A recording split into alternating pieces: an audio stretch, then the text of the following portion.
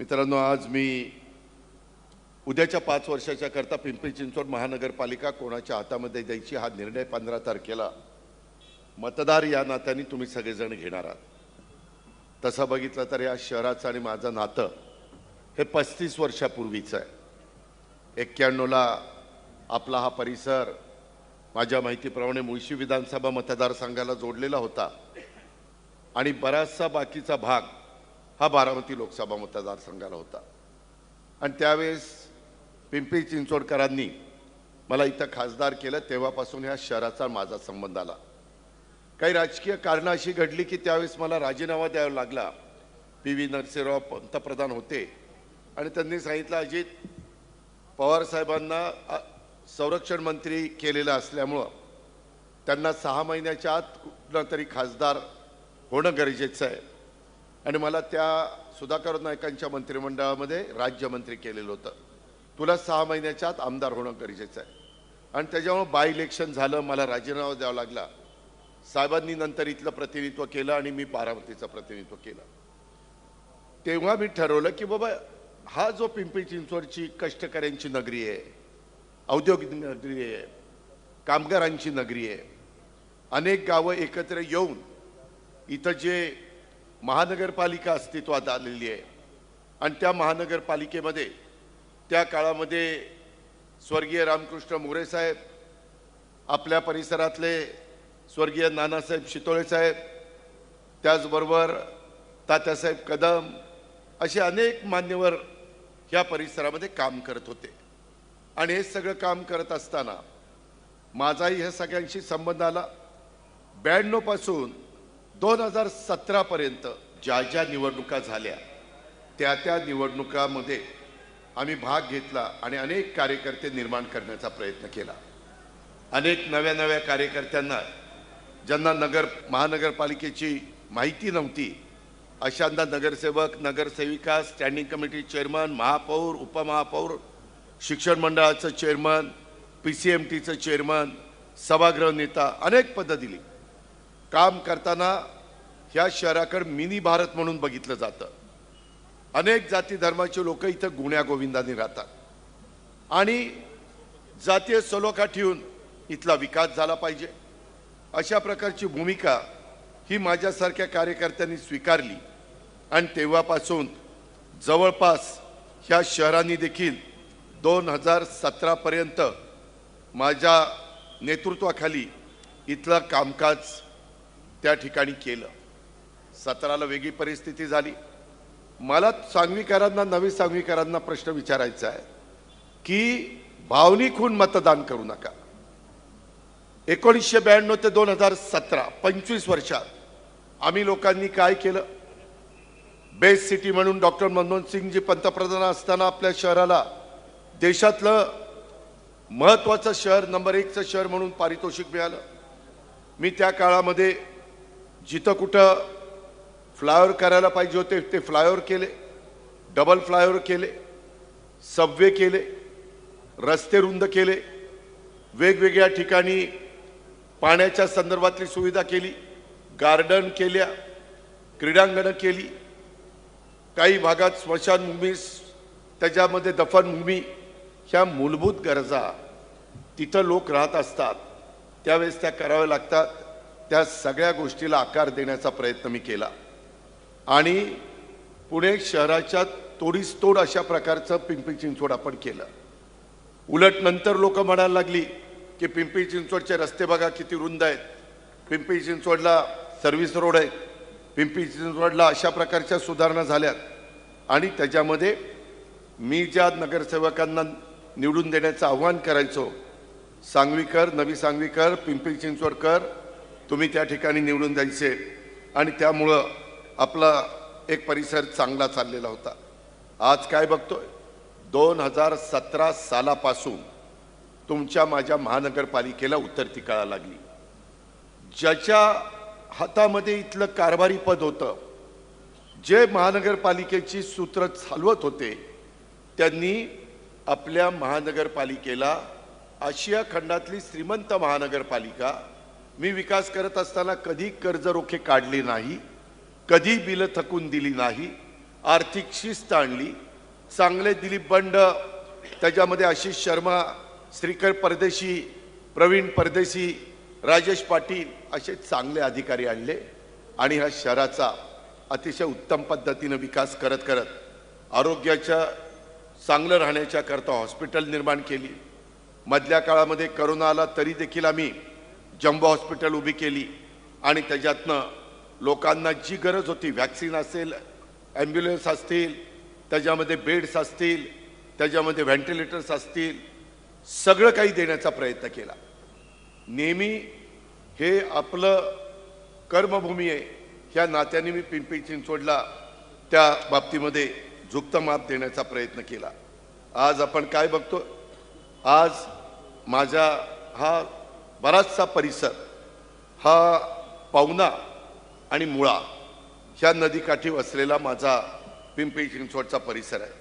सांगवी गावठाण असेल, कुंभारवाडा, गंगानगर, आनंदनगर, मधुबन सोसायटी, ढोरेनगर, पवारनगर, शिंदेनगर, मुळानगर, लक्ष्मीनगर, चंद्रमणी नगर, जयमाला नगर, उशक्काल सोसायटी, त्याच्यामध्ये संगमनगर, प्रियदर्शिनी नगर, ह्या सगळं ह्या प्रभागामध्ये समाविष्ट आहे की ज्याचं प्रतिनिधित्व करण्याच्या करता आम्ही जे 4 उमेदवार दिलेले आहेत, आजूबाजूच्याही भागामध्ये उमेदवार दिले।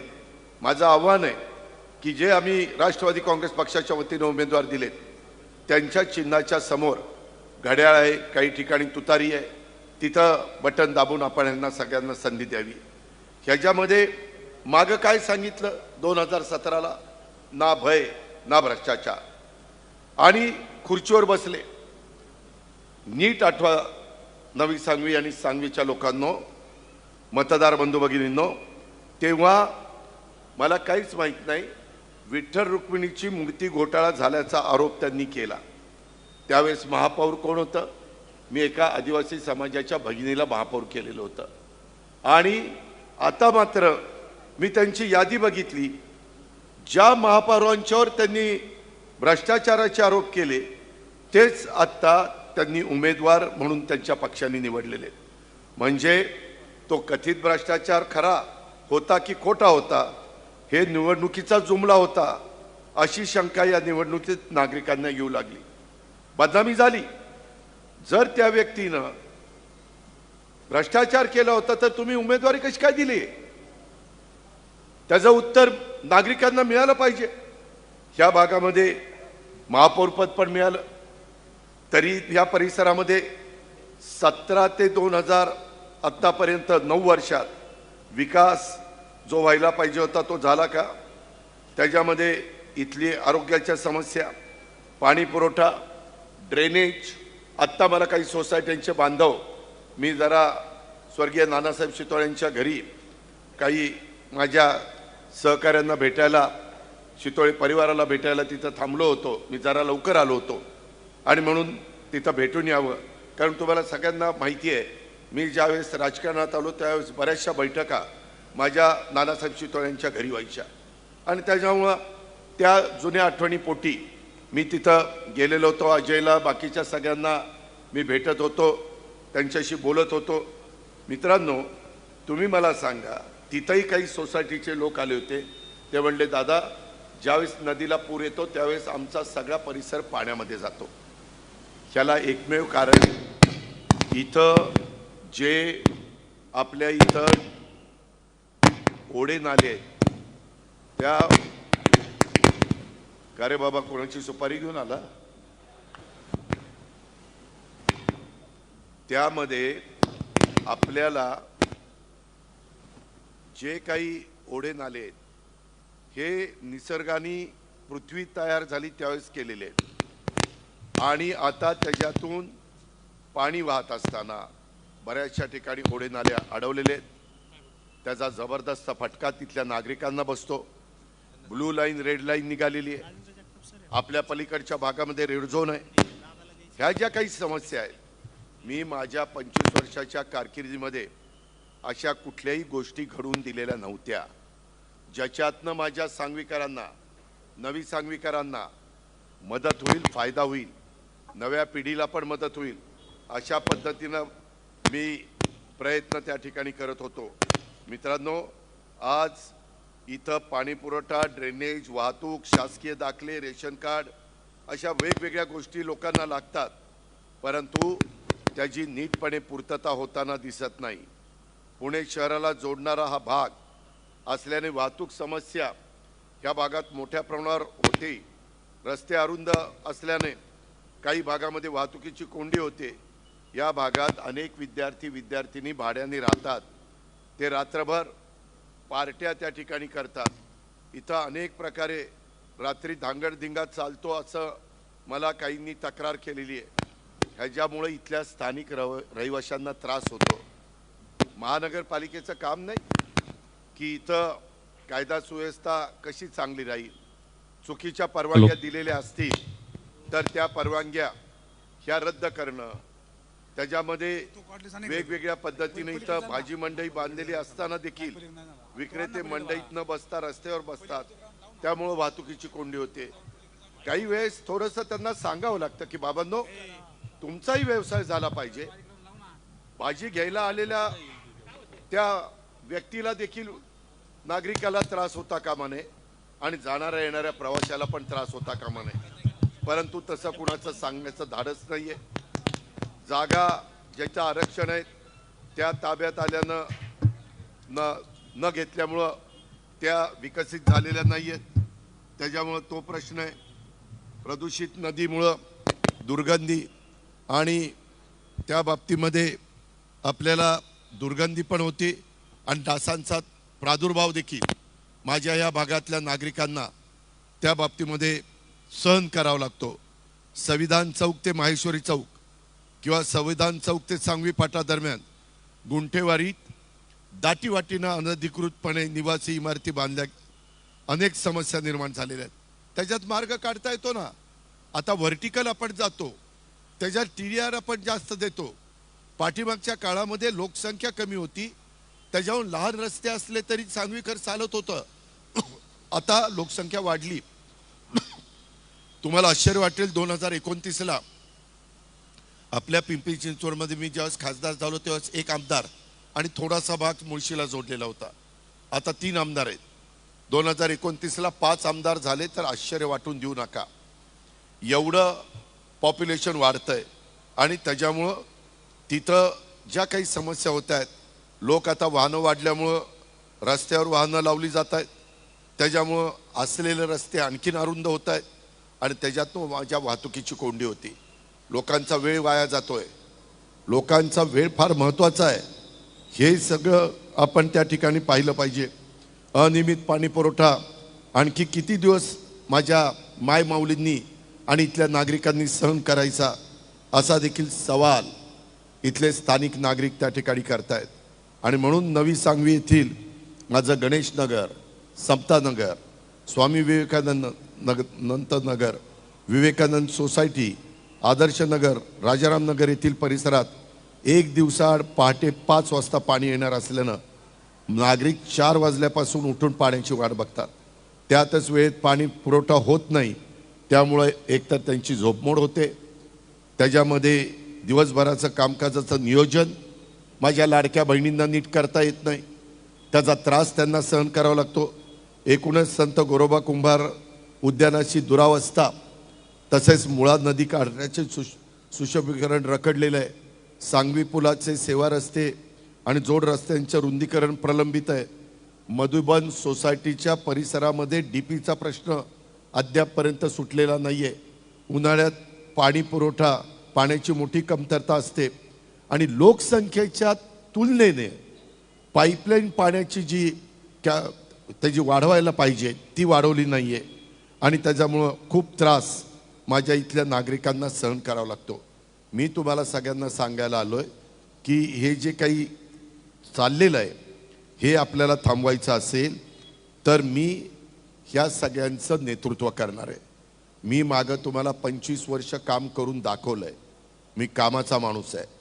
मला अजून उद्याच्या काळामध्ये IT आपल्याकडे आलेली आहे. AIचा वापर करून, नवीन टेक्नॉलॉजीचा वापर करून मला नागरिकांना त्या ठिकाणी सुविधा द्यायच्या. आज ज्यांच्या हातात सूत्र आहेत त्यांनी आपल्या महानगरपालिकेला कर्जबाजारी केलंय. जी आशिया खंडातली श्रीमंत महानगरपालिका होती त्यांनी आता 4,000 कोटी रुपयाची स्थापत्याची बिलं देणं बाकी आहे. सांगवीकरांनो, आर्थिक शिस्त ह्या महानगरपालिकेतली बिघडलेली आहे. इथं रिंग करून कामं घेतली जातात. मी आत्ता काही लोक मला सोडून गेली. मी काही त्यांच्या जवळच्या लोकांना विचारलं, का रे बाबा हे काय सोडून गेली?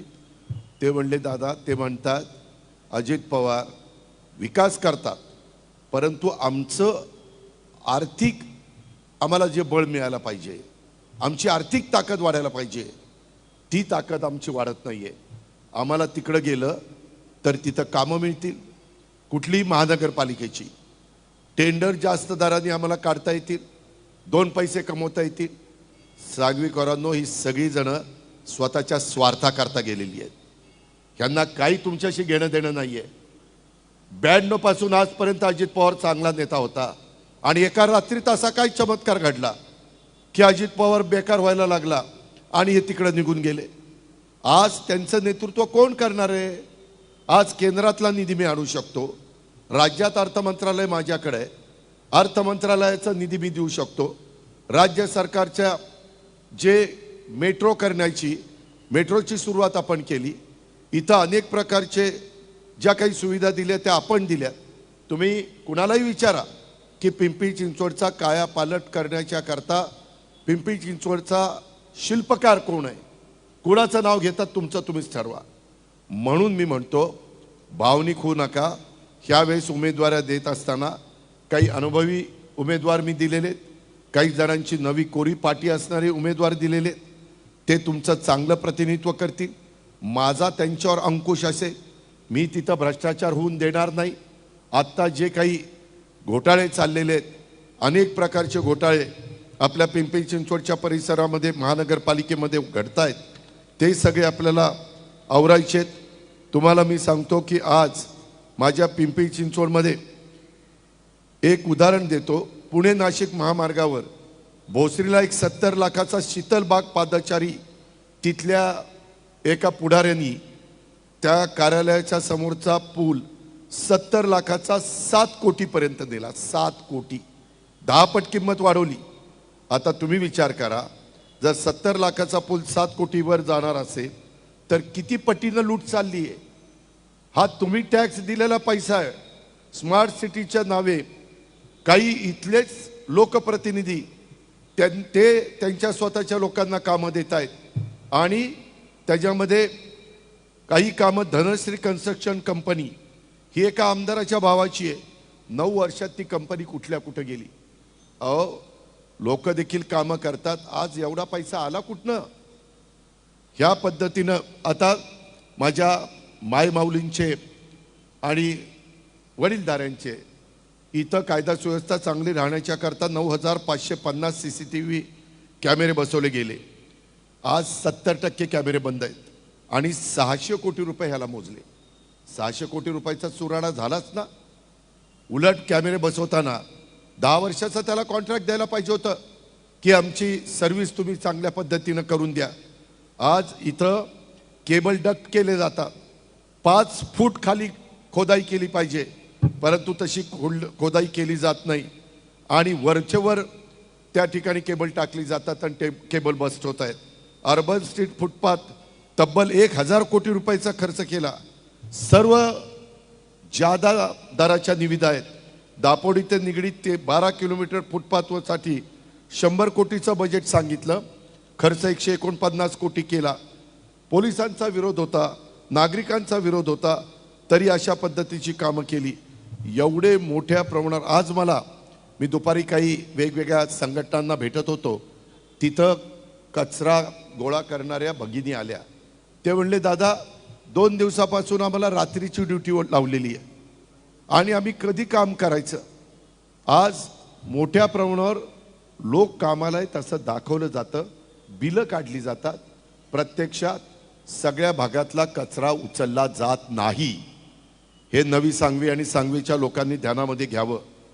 रस्ते सफाई निविदेमध्ये देखील घोटाळा झालेला आहे. कचरा गोळा करण्यामध्ये देखील त्या ठिकाणी घोटाळा झालेला आहे. 10,000 कंत्राटी कर्मचारी दाखवले जातात परंतु त्याच्यातले खरे किती काम करतात आणि बोगस किती दाखवले जातात, कोण कोण नगरसेवक ह्याच्यामध्ये भागीदार आहेत, ह्याही गोष्टीचा विचार हा माझ्या सुज्ञ मतदार बंधू भगिनींनी केला पाहिजे. त्याच्यामध्ये वेगवेगळ्या पद्धतीनं अनेक गोष्टी इथं TDRचा पण मोठ्या प्रमाणावर घोटाळा झालेला आहे. तशा पद्धतीनं झोपडपट्ट्या दाखवतात आणि त्याच्यातनं वेगवेगळ्या पद्धतीनं TDR घेण्याचा प्रयत्न केला जातो.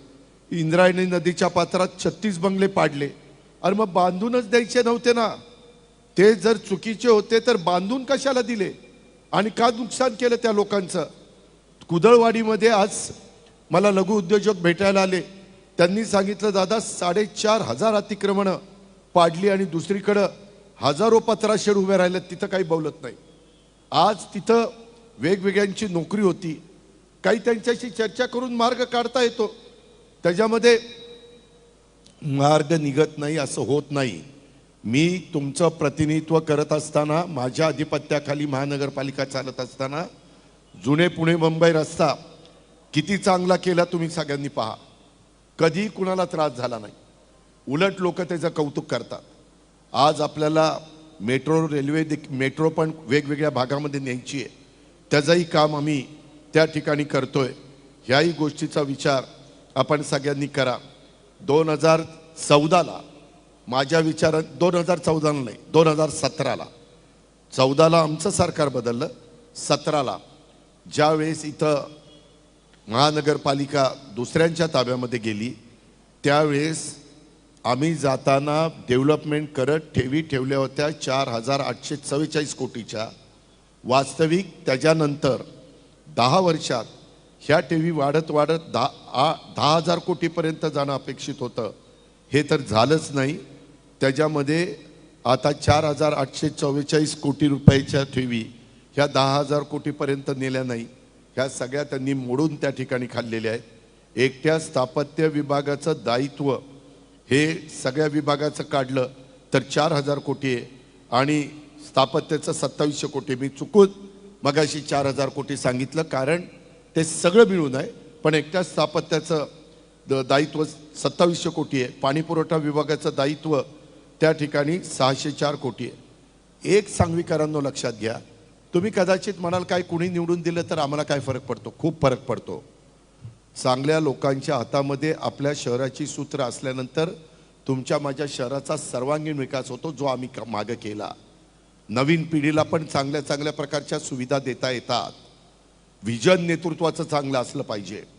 आज समोरच्या पार्टीमध्ये विजन चांगलं असणारे कारभारी तिथं नाहीत, हे माझं स्पष्ट मत आहे. 2017 पासून आत्तापर्यंत मी माहिती काढली, माहितीच्या अधिकारातनं 60,000 कोटी रुपये महानगरपालिकेने अर्थसंकल्पच्या वतीनं मांडले 10 वर्षात. यामध्ये 30 ते 32% आस्थापनाचा खर्च धरा, तरी 20% सोडून दिले, तरी 40,000 कोटी रुपयाची कामं कुठं 9 वर्षात झाली ती दाखवा ना.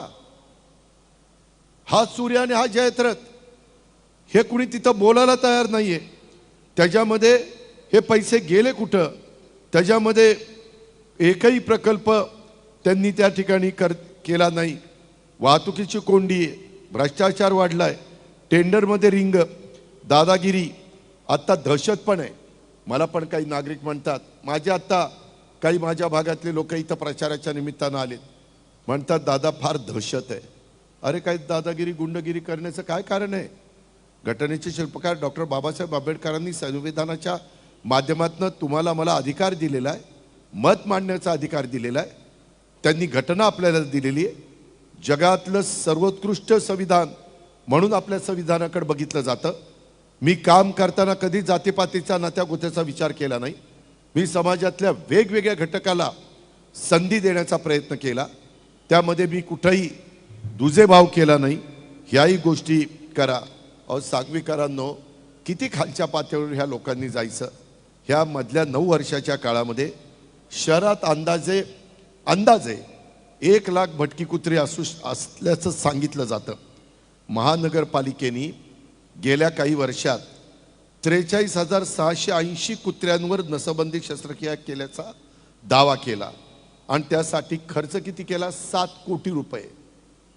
नसबंदी कुत्र्यांवर करायला 7 कोटी रुपये. आता कुत्र्यांची बोगस नसबंदी झाली, तिथं भ्रष्टाचार झाला.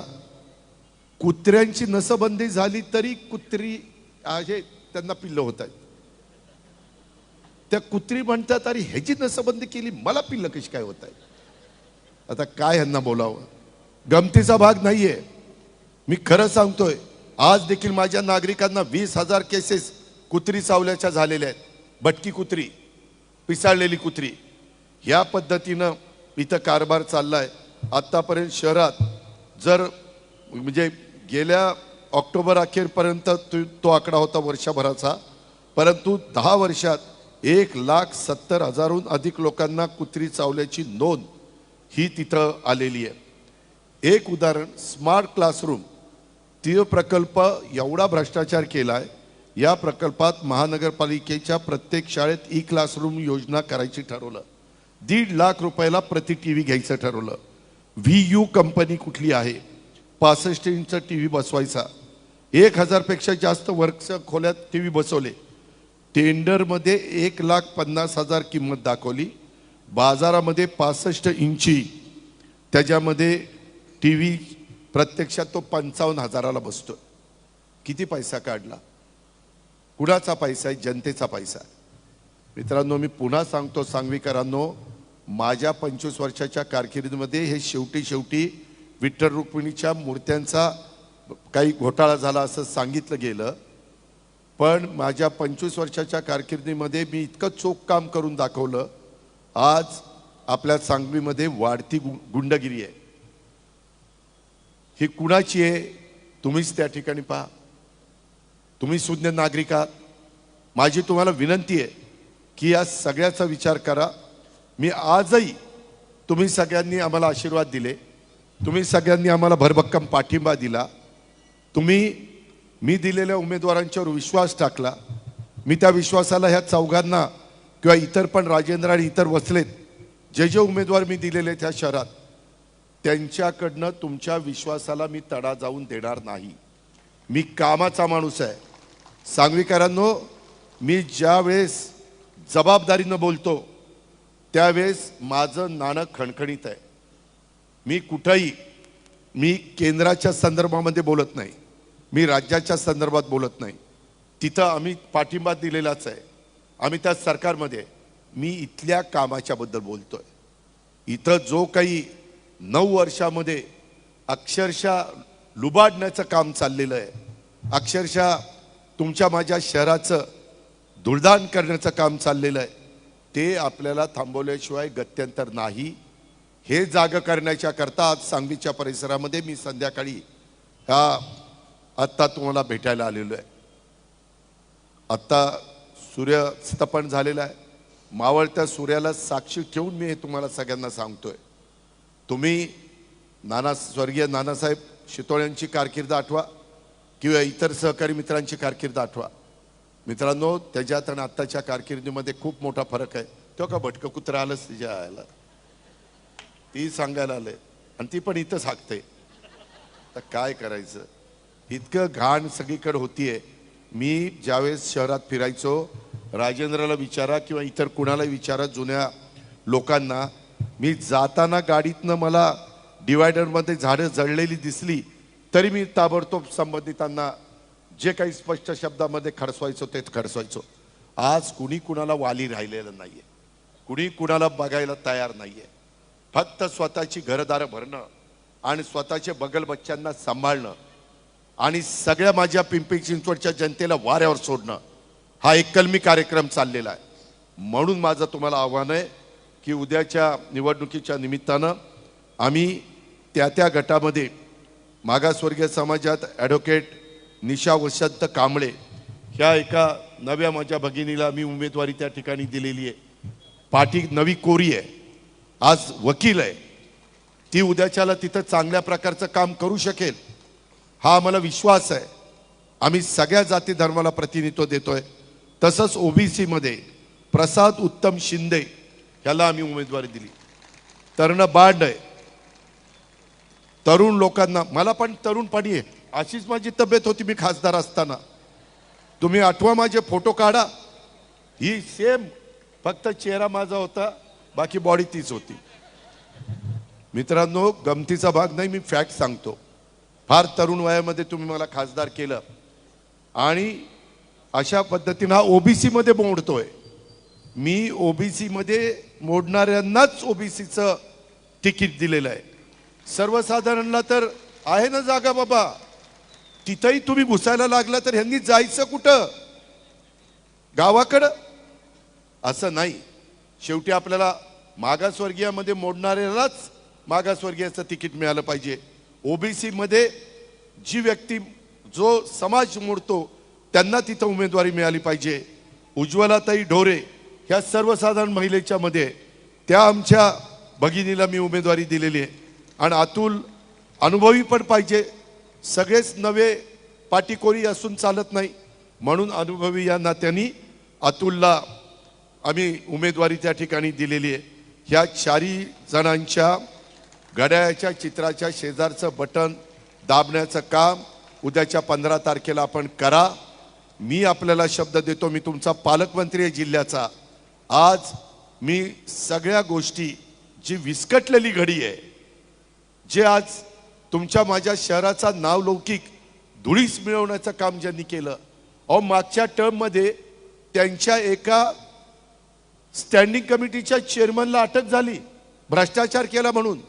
अँटी करप्शननी त्याला पकडला. ही परिस्थिती, बदनामी कुणाची झाली?